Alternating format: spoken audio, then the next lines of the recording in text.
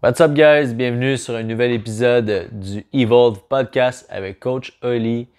Il y en a peut-être certains d'entre vous qui ont remarqué que ça faisait 2 semaines, en fait 2 intervalles, qu'il n'y avait pas de podcast solo. Pourquoi? En fait, pour être 100% franc, il y avait moins d'inspiration. Puis à un moment donné, je l'ai partagé dans une autre vidéo cette semaine, mais tant qu'à partager quelque chose qui a plus ou moins de valeur, je me suis dit, je veux dire, je suis pas si indispensable que ça de toute façon. Fait que peut-être que j'ai manqué à quelques-uns d'entre vous, peut-être que tu l'as même pas remarqué, puis c'est pas grave pour tout, puis je t'en veux pas du tout.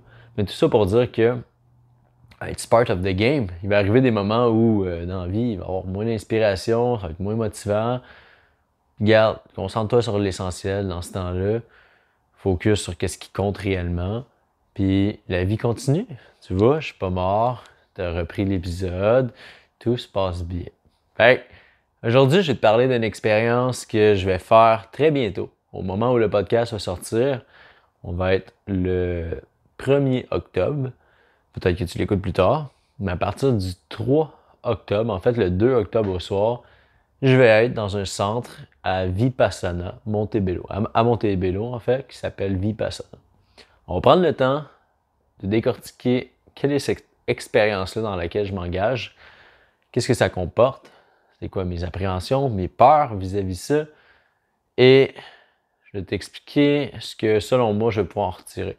Je pense que c'est pertinent pour toi que tu écoutes cet épisode-là si tu es une personne, first, qui veut évoluer en tant qu'humain, personnellement. Physiquement, je veux dire, on va pas parler de musculation dans cet épisode-là, on va parler beaucoup plus de l'aspect de l'esprit, de ton âme. Et, sans aller trop deep sur ces sujets-là, c'est que Vipassana, c'est une retraite en silence qui dure 10 jours. 10 jours de méditation profond, sans distraction. Je te pose la question, OK? J'aimerais ça que tu prennes le temps de réfléchir à ça. C'est quand la dernière fois que tu t'es arrêté complètement pendant 10 jours, sans ton téléphone, sans de la musique en background, sans la radio, sans amis, sans famille près de toi, sans un livre, sans écrire.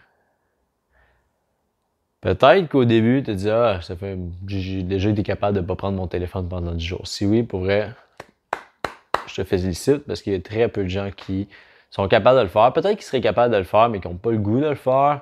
Ou dans le cadre du travail, dans le cadre de notre vie naturelle, on n'est pas emmené à faire ça. Puis c'est normal, je veux dire, toutes les commodités de la vie sont sur notre téléphone maintenant. Puis je dis pas que c'est l'ennemi tout juré, là, pas du tout. Je suis en train de filmer un épisode de podcast avec mon téléphone live up, OK? Sauf que, évidemment, ce qui a des côtés positifs a souvent un côté négatif aussi. Et la surconsommation, peu importe sa forme, selon moi, ça peut être malsain. C'est là où Vipassana va entrer en jeu. Je vais t'expliquer en fait qu'est-ce qu'il y en a de ça. Mais juste avant, je veux prendre le temps de t'expliquer d'où cette idée-là est venue. Vipassana, ça fait pas des années que je connais ça en fait. J'ai déjà entendu parler à gauche, à droite avec différentes personnes avec qui j'ai jasé dans le passé. Et ils m'avaient partagé ça. Il y a certaines de ces personnes-là qui ont fait l'expérience dont j'ai côtoyé. J'ai posé un peu plus de questions. Mais c'est une expérience qui est assez unique. Chaque personne va la vivre différemment. Parce que, en fait, c'est que tu vas vivre 10 jours avec toi-même au final. Donc, tu peux pas te dire « Ah, on a vécu la même chose. » 10 jours dans ta tête, c'est unique à toi-même. T'sais. Personne peut vivre dans ta tête pendant 10 jours. Ni même une. Imagine-toi pendant 10 jours. Cette idée-là m'est venue, dans le fond, à force de jaser avec ces gens-là dans mon entourage. Je me suis dit, ça pourrait être cool un jour. Peut-être pas si cool, mais ça pourrait être pertinent de faire une expérience comme ça un jour dans ma vie. Mais ça reste comme ça. Tu sais, j'ai le travail, je m'entraîne, tu sais, je me rappelle pas c'est quand la dernière fois que j'ai pris 10 jours sans m'entraîner. Fait que j'avais plein de raisons de faire en sorte de repousser ça à plus tard. Parce que c'est loin d'être une obligation puis quelque chose que j'ai de besoin dans le moment présent nécessairement. Sauf que d'un autre côté, c'est que je sais que ça va être une expérience qui va être, oui, difficile, mais assez révélatrice sur la personne que je suis présentement et la personne que je veux devenir demain. C'est une des raisons pour laquelle je fais cette expérience-là. Si je me lance un peu pour te présenter qu'est-ce qui est Vipassana. Vipassana, c'est une organisation en fait à but non lucratif qui a lieu partout dans le monde, sur chaque continent, si j'ai bien compris, si j'ai bien lu. Et ce genre d'expérience-là vient de des méthodes de la religion bouddhisme et des enseignements qui viennent, par exemple, du Tibet, des choses comme ça, des endroits dans ce genre-là, des moines qui ont emmené l'aspect de philosophie et de méditer avec, en fait, aucune distraction et une nourriture qui est extrêmement simple pour enlever, en fait, je ne veux pas m'avancer trop là, sur le concept, mais en gros, c'est 10 jours où tu n'auras pas le droit à aucune source de distraction que j'ai mentionné plus tôt dans l'épisode, où tu dois éviter les contacts avec les autres personnes qui vont faire la méditation, que ce soit des contacts visuels, des contacts physiques, même de parler, tu n'as pas le droit non plus. Donc c'est un moment où tu vas être enfermé avec toi-même, comme je pourrais dire. Pourquoi tantôt j'ai dit que chaque personne va vivre cette expérience-là différemment, c'est que selon moi, puis là je parle seulement avec ce que je pense qui va arriver, c'est qu'en 10 jours, il va arriver des moments où tu vas replonger dans ta tête, puis tu vas vivre des choses belles, mais je suis sûr à 100% que tu vas plonger dans ta tête à certains moments, puis ça va être le chaos. Tu vas faire revivre des expériences ou peut-être des moments ou des souvenirs ou des cauchemars qui te tracassent depuis longtemps, sur lesquels tu n'as peut-être jamais fait le point. C'est un peu pour ça que j'y vais. À bien y penser, j'ai pas une situation qui me saute à l'idée de ah, ça, j'ai jamais réussi à passer par-dessus, puis je vais aller là. Mais je sais que pendant ces 10 jours-là, il va arriver un moment où je vais avoir fait les choses de surface.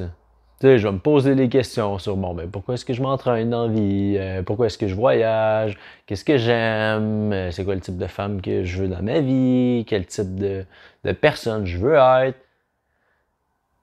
Toutes ces réponses-là, je vais être capable d'y répondre. C'est facile quand même de répondre de surface, une réponse qui est assez automatique quand quelqu'un te pose cette question-là. Mais quand tu as 12 heures à y penser, tu vas creuser un peu plus creux. Puis ça, tu vas pouvoir le faire. Puis j'arrête pas de dire le dessus, là, mais c'est parce que je me parle à moi-même. C'est ça un podcast. En fait, moi je l'ai dit souvent, mais l'objectif du podcast, c'est en fait un journal intime ouvert sous forme orale. Fait que moi je le communique. Puis ça va être des traces que je vais pouvoir laisser, que ce soit à mes auditeurs, mais peut-être à mes futurs enfants, peut-être à des collègues, des amis, de la famille. Puis ils peuvent comprendre un peu ce que je vis dans ma tête parce qu'évidemment, je suis un peu spécial, ok? Je suis un peu spécial, puis sans me mettre sur un piédestal ou quoi que ce soit. Mais pour faire ce que je fais, que ce soit de me pousser physiquement, de me pousser psychologiquement dans une expérience comme ça, que ce soit de partir au bout du monde, voyager, évidemment, il y a un petit quelque chose de spécial que certaines personnes n'ont pas, qui se sentent super bien chez eux. C'est clair, je peux pas l'enlever, puis je pense que tu pourrais dire la même chose. Bref. Pour revenir sur Vipassana, comme je te disais, j'ai pas d'expérience quelconque qui me vienne en tête sur lesquelles je veux absolument faire un point, mais je crois que ça va se faire naturellement. Il y a un autre point aussi, c'est l'inconfort. L'inconfort vis-à-vis peut-être ta position, d'être juste assis par terre et de ne rien faire. L'inconfort vis-à-vis, moi je suis quelqu'un qui aime l'action. J'aime que ça bouge, j'aime que ça avance, j'aime cocher ma liste de tâches, j'aime accomplir des trucs. Puis pendant 10 jours, là, ce que j'ai dans la tête, c'est que j'ai l'impression que je ne vais pas accomplir grand-chose. Puis ça me fait peur un peu, c'est pas vrai. Je pense que je vais trouver le temps long, évidemment. Je pense que le temps va être long. Mais je vais apprendre à comme naviguer dans ce temps-là. Puis on se rend compte qu'au final, le temps, c'est juste une façon de voir les choses. Effectivement, le temps passe quand même. Mais on a tendance à vouloir aller très très vite. Puis ce petit 10 jours-là, on n'aura pas le choix de me mettre un break. Puis ce que je pense en fait, c'est quand je vais sortir de là, mais après 10 jours, ça va être la même chose, partout ailleurs. Il n'y aura pas, je veux dire, il n'y aura pas l'apocalypse d'un coup ou quoi que ce soit là. Pendant 10 jours, je n'aurai pas consulté mes réseaux sociaux. Guess what? Il n'y a rien qui va arriver. La vie va reprendre son fil comme si rien n'était. Du fait que je ne m'aille pas entraîné pendant 10 jours, ben, je vais avoir laissé un bon break à mon corps, puis il va être prêt pour repartir la machine par la suite. Fait que j'ai quelques appréhensions vis-à-vis de la nourriture que je vais manger, parce que de ce que j'ai lu, il y a 2 à 3 repas plutôt légers, végétariens. Je dis pas que c'est pas bon, c'est juste que peut-être qu'il va manquer un peu de calories pour soutenir mon corps. Fait que bon, je vais peut-être perdre quelques livres, mais encore là, c'est pas quelque chose qui me stresse. Dans le sens que c'est 10 jours, pas un an. Je vais peut-être perdre quelques livres, je vais les reprendre par la suite, tu sais. Fait que ce plus gros challenge vis-à-vis ça, évidemment, ce ne sera pas physique. Mis à part peut-être la douleur d'être juste assis par terre puis dans une position qui est plus ou moins confortable, vu ma flexibilité fantastique. Wow! J'espère que j'ai le droit à un petit coussin.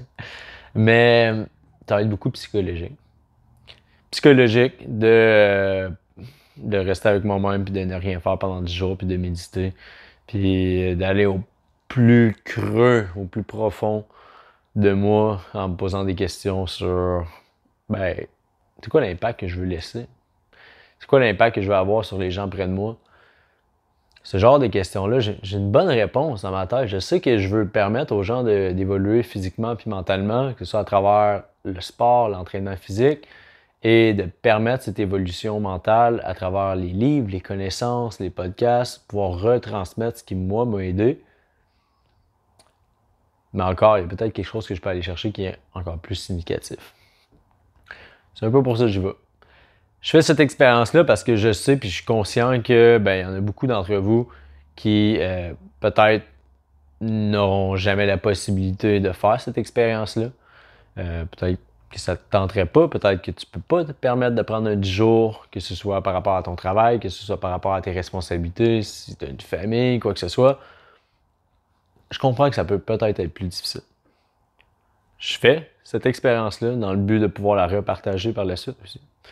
Évidemment, ce que je vais partager, ça ne veut pas dire que ça va t'aider. Mais je crois pertinemment que ce que je vais partager par la suite, ça va simplement aider à avoir une ouverture d'esprit qui est plus grande. Fait que, j'en dirai pas plus sur ça parce que la vérité, c'est qu'il n'y a pas tellement plus à dire sur ça. Ça va être après l'expérience que je vais pouvoir faire un retour sur, bon, comment ça s'est passé, ça a été quoi mes pistes de réflexion, comment je me suis senti. Je pourrais vous donner un aperçu aussi sur la bouffe, s'il y en a d'entre vous qui aimeraient ça en faire par la suite. Puis, je suis certain que je vais refaire cette expérience-là plus tard dans ma vie où j'aurai d'autres responsabilités, où j'aurai un meilleur, pas nécessairement un meilleur bagage, mais où mon bagage sera différent et que, bien évidemment, ma façon de voir les choses, ma façon de voir la vie sera plus la même. J'en parlais dans un autre podcast, mais je pars quelques mois en Asie cet hiver. Une culture qui est complètement différente que la nôtre. Avec encore ça, moi je trouve que les voyages, c'est une façon d'évoluer spirituellement, personnellement, psychologiquement surtout, dans ces points-là. C'est pour ça que je le fais. Je suis en quête d'expérience forte, je suis en quête de progression, d'évolution, d'où pourquoi le podcast s'appelle Evolve Podcast. C'est exactement ce que je vais emmener ici. Donc, merci. Si tu penses que quelqu'un dans ton entourage devrait faire une expérience comme ça, n'hésite pas à lui partager. Le podcast, en fait, de mon expérience solo va sortir dans les alentours, si je regarde la date. Je finis le 13, moi. Fait que d'après moi, le 15, ça va être ce podcast-là. Le 15 octobre, ça va être le podcast retour sur mon expérience à Vipassana. Sois patient, ça s'en vient. Puis ben nous, on se dit à bientôt pour un autre podcast.